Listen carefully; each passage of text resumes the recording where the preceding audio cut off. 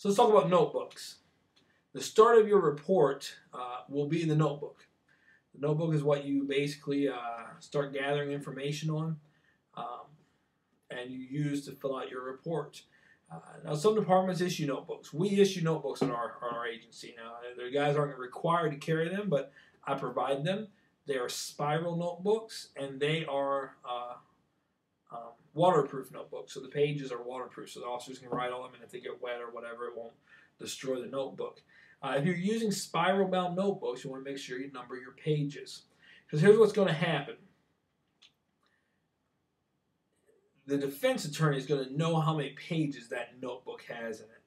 And if he shows up and starts looking at your notebook and you're missing a page, he's going to know where he's going to want to know where that page is. So if you sequentially number all your pages, you can show accountability for your notebook pages.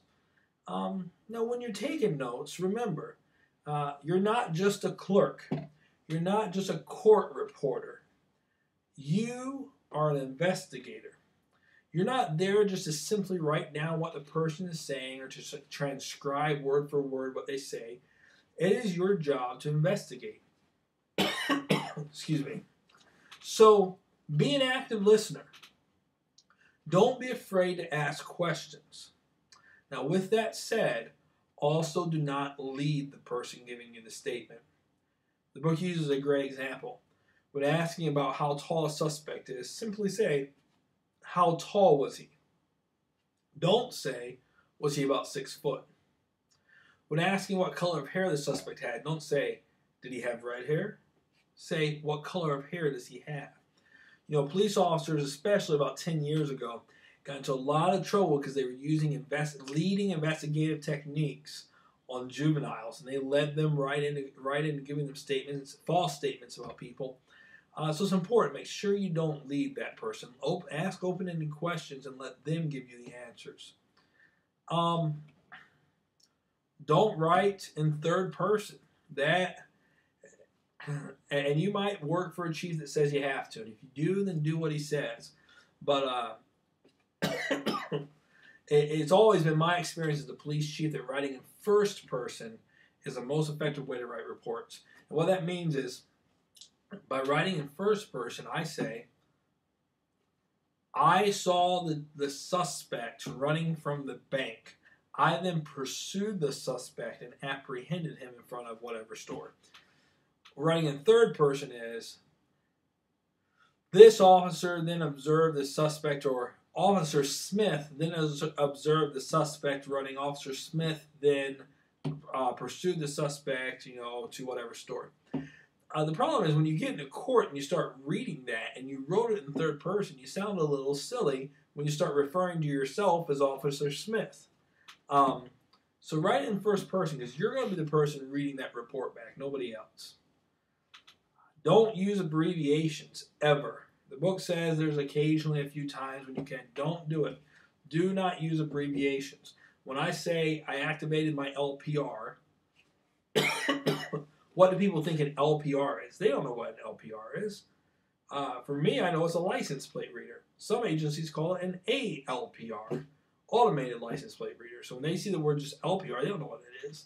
So don't use abbreviations. Write out the whole word, and then in parentheses, put the abbreviation, and then you can use the abbreviation from that point on. So let's talk about sketches. Sketches are important. And there's a couple different types of sketches. You have your field sketch or your rough sketch that you can do in your notebook or a field sketch book. That's not really set up to be exact measurements and things like that, or it's not set up to be to scale. I hated sketches. I wasn't a big fan of sketches when I got into law enforcement. In fact, I worked for an agency that our rule was if vehicles were moved prior to us doing the sketch, we were allowed to write on the accident report, no sketch, vehicles moved upon arrival. So my first thing I said when I showed up to the scene, I walked out on the scene of an accident, looked at the person, and said, "Can that vehicle be moved?" Yeah, moved off the roadway. My next thing I would do is write on the report, vehicle moved upon arrival. So I wouldn't have to do a sketch. I wasn't a big fan of sketching. The thing about sketching, though, is it lays out for the viewer of the report, to the person you're talking to, whether it be your supervisor or the citizen or the insurance company, where things were. It helps paint that picture for you. And sketches are better than pictures because I can look at this as an aerial view. Now, pictures are great because I can see exactly what we're talking about, but that sketch gives me this overview that I can look at and take in all at once that a picture can't do for me. So sketches are important. When you're doing the sketches, and this is not a crime scene class, so just briefly, I'll say the biggest thing about sketches is when you're measuring, make sure you measure from a immovable object if at all possible. I saw a guy measure the distance for a car starting at a trash can. Well, obviously, the trash can is going to get moved, and that 3 years down the road, when we go to measure for the trash can, it might be on the other side of the road this time, and then what are we going to do? So make sure that when you measure from an immovable object, maybe the corner of a house, maybe a telephone pole, even though that is movable. They are numbered and things like that, so you can usually rely on telephone poles and things like that. So, one thing you need to know that you'll see in your quiz this week is know the definition of evidence. Black's definition of evidence on page 19. When do you write a report? You write a report whenever you think you might possibly, maybe, sort of, kind of need to write a report. As a police chief, the last thing I want to hear from an officer is, oh, I thought I should do one on that, but I wasn't sure.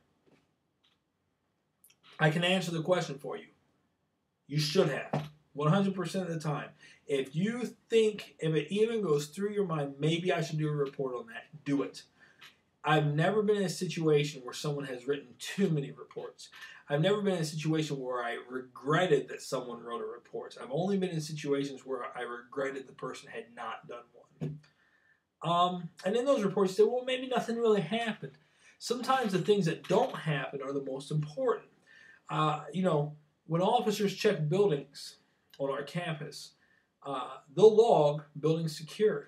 Well, nothing really happened. There was no break-in, nothing like that.